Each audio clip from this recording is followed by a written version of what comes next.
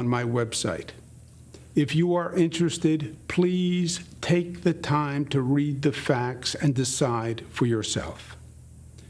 First, I want you to know directly from me that I never touched anyone inappropriately or made inappropriate sexual advances. I am 63 years old. I've lived my entire adult life in public view. That is just not who I am, and that's not who I have ever been. There is one complaint that has been made that bothered me most. That was a complaint made by a young woman, Charlotte Bennett, who worked in my office. And it's important to me that you fully understand the situation. Charlotte worked in my office last year as an assistant. She was smart, talented, and eager to learn.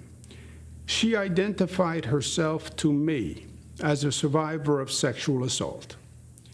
She said that she came to work in my administration because of all the progress we had made in fighting sexual assault. She talked about the personal trauma that she endured and how she was handling it. I could see how it had affected her. I could see her pain. People now ask me, why was I even talking to this young woman if I knew she was dealing with such issues? Why did I even engage with her? That is the obvious and fair question, and one I have thought a lot about. The truth is that her story resonated deeply with me. I had heard the same story before, with the same ugliness, the same injustice, the same damage. Not only had I heard the story before, I had lived with the story before. My own family member is a survivor of sexual assault in high school. I have watched her live and suffer with the trauma. I would do anything to make it go away for her, but it never really goes away. I spent countless days and nights working through these issues with her and therapists and counselors. I'm governor of the state of New York, but I felt powerless to help and felt that I had failed her. I couldn't take the pain away. I still can't. And this young woman brought it all back. She is about the same age. I thought I had learned a lot about the issue from my family's experience. I thought I could help her work through a difficult time. I did ask her questions I don't normally ask people. I did ask her how she was doing and how she was feeling. And I did ask questions to try to see if she had positive, supportive dating relationships. I know too well the manifestations of sexual assault trauma and the damage that it can do in the aftermath. I was trying to make sure she was working her way through it the best she could. I thought I had learned enough and had enough personal experience to help her. But I was wrong. I have heard Charlotte and her lawyer, and I understand what they are saying. But they read into comments that I made and draw inferences that I never meant. They ascribe motives I never had. And simply put, they heard things that I just didn't say. Charlotte, I want you to know that I am truly and deeply sorry. I brought my personal experience into the workplace, and I shouldn't have done that. I was trying to help. Obviously, I didn't. I am even more sorry that I further complicated the situation. My goal was the exact opposite. I wish nothing but good for you and for all survivors of sexual assault. There is another complaint I want to address from a woman in my office who said that I groped her in my home office. Let me be clear, that never happened.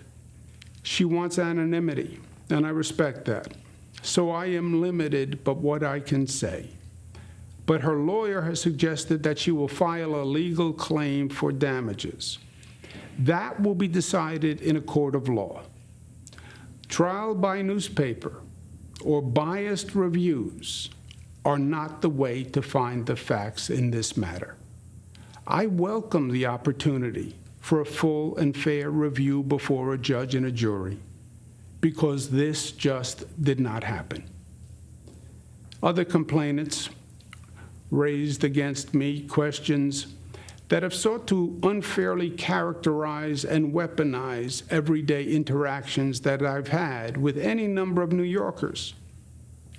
The New York Times published a front page picture of me touching a woman's face at a wedding and then kissing her on the cheek.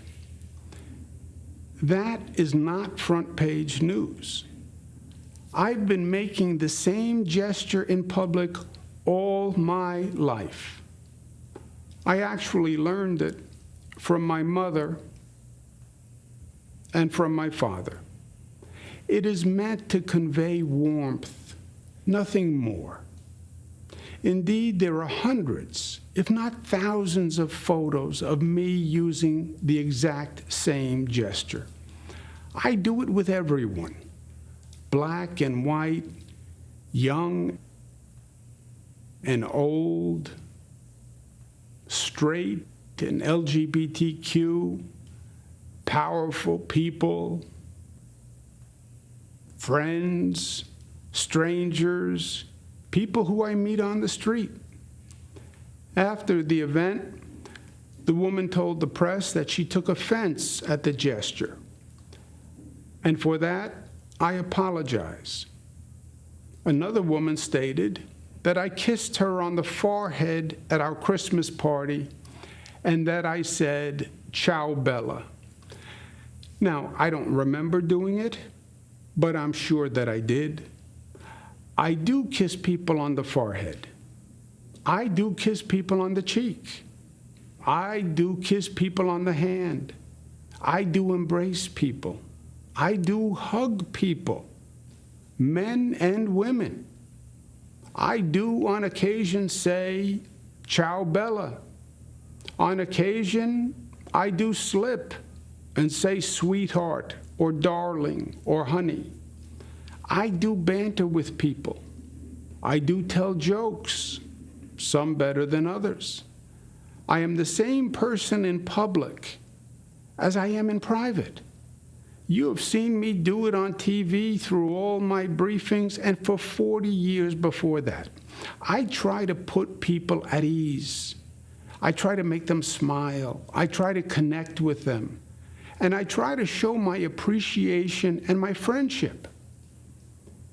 I now understand that there are generational or cultural perspectives that, frankly, I hadn't fully appreciated.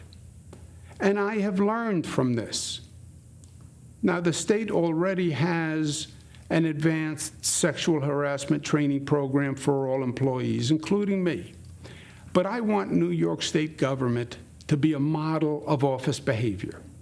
And I've brought in an expert to design a new sexual harassment policy and procedures, and to train the whole team, myself included. I accept responsibility, and we are making changes. Other complaints relate to the work environment.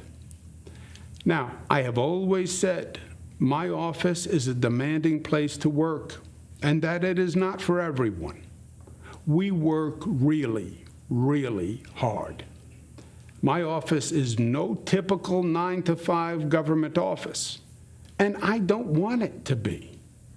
The stakes we deal with are very high, sometimes even life and death. We have to get the job done. I promised you that I would, and I will. But now, a number of complaints target female managers, which smacks to me of a double standard. First, when have you ever seen male managers maligned and villainized for working long hours or holding people accountable or for being tough? A strong male manager is respected and rewarded, but a strong female manager is ridiculed and stereotyped. It is a double standard. It is sexist, and it must be challenged. Also, remember where we are. Today, we are living in a superheated, if not toxic, political environment. That shouldn't be lost on anyone.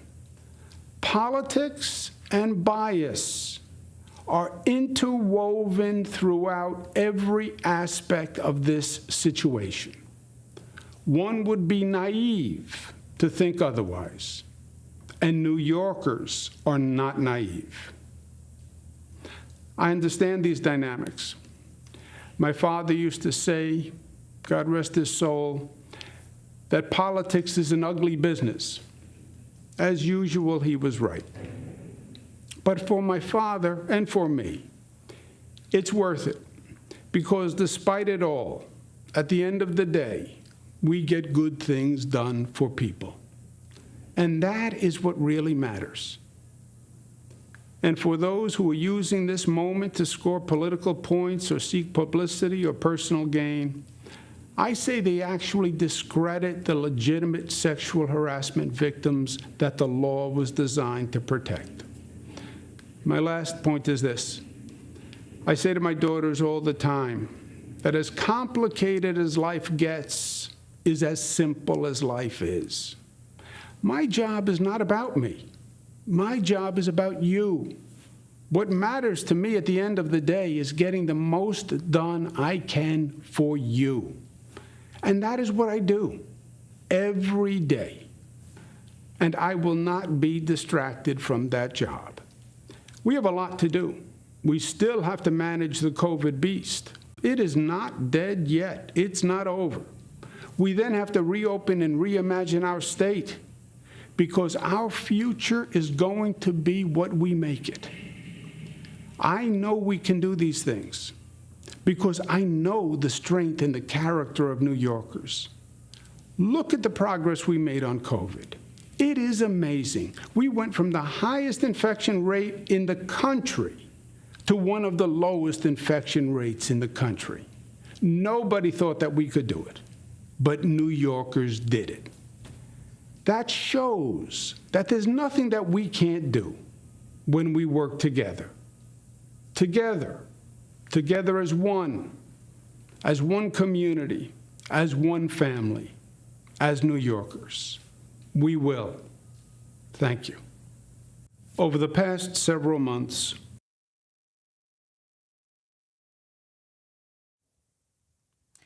And we've just been listening to New York Governor Andrew Cuomo responding to the accusations from the New York Attorney General after her 5-month investigation. The governor denied the allegations, and about one in particular, he said, quote, "I welcome the opportunity for full and fair review before a judge and jury because this did not happen."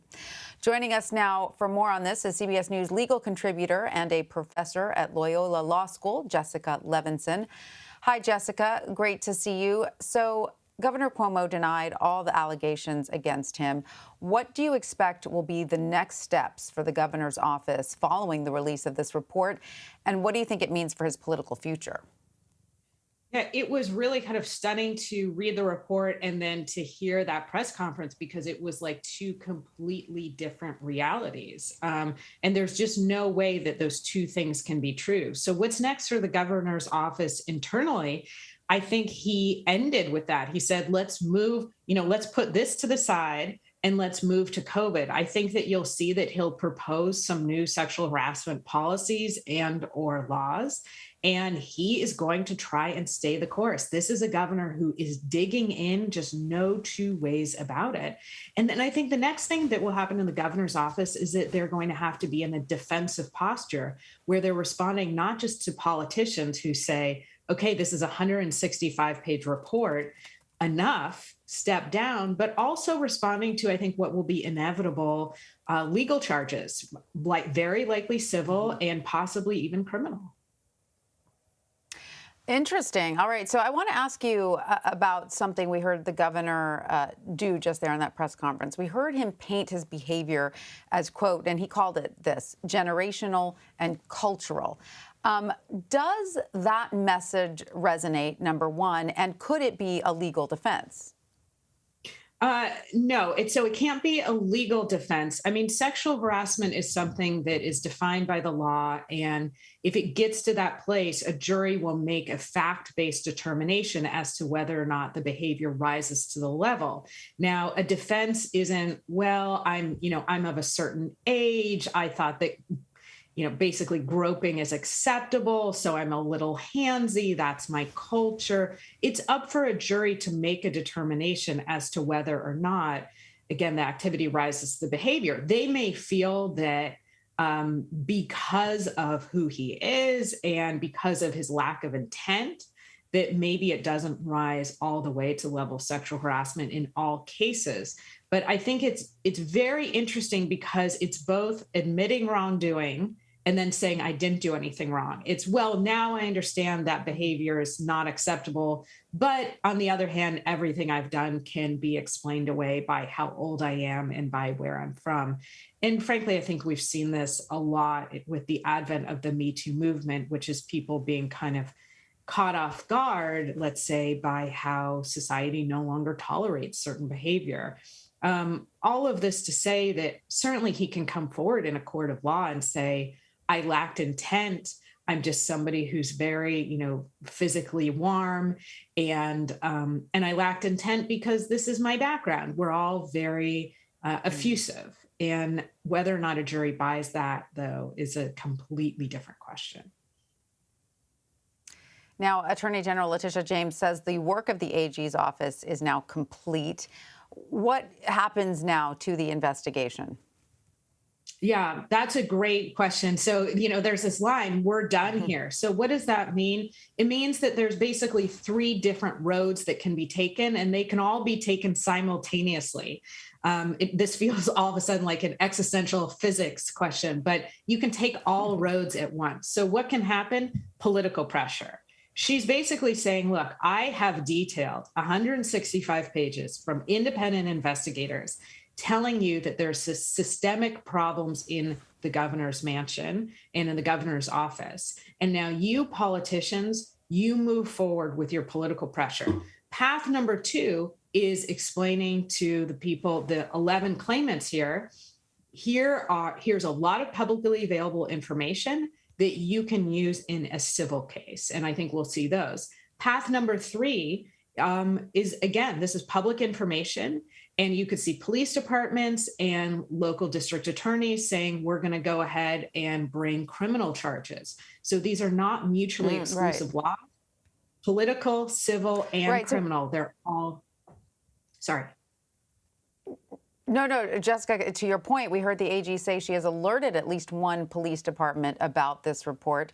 That doesn't guarantee that a prosecutor will take it up, but it indicates that that might be likely. Is that correct? Yeah, well, it indicates that at least the attorney general thinks that there's enough there to not just put it out, but to say you really might want to take a serious look at this. So it doesn't mean that it's a done deal. Obviously, the prosecutors have to take an independent look and see if it's not just rises to the level of civil, which is what the investigation has found here, civil violations of state and federal law, but if it can also rise to the level of criminal behavior, which is obviously a different standard with different punishments that attach. Right. And there are various, sort of allegations here in this investigation. Another one that Governor Cuomo is facing is that he's being accused of retaliating against a former employee for coming forward against him. Is that, if that allegation were proven to be true, does that carry harsher penalties? Well, so it depends on exactly, I'm sorry to give you that lawyer's answer, it depends, but in terms of penalties, it would depend on exactly what he's charged it with, if he is criminally charged with sexual harassment. But it is a very serious crime, and it goes to a slightly different issue, which is it goes to really your inability to serve as a public official. It goes to the idea that we can't trust you to be in the governor's office because it's kind of another way of saying corruption. If you retaliate against people for these accusations, then it means you've betrayed the public trust. And that is similar because sexual harassment, obviously, in the workplace is a different type of betrayal of the public trust.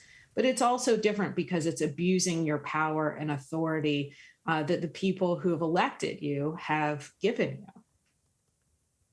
Right. Well, Jessica Levinson, thank you so much for joining us. As always, we appreciate your legal expertise. Thank you.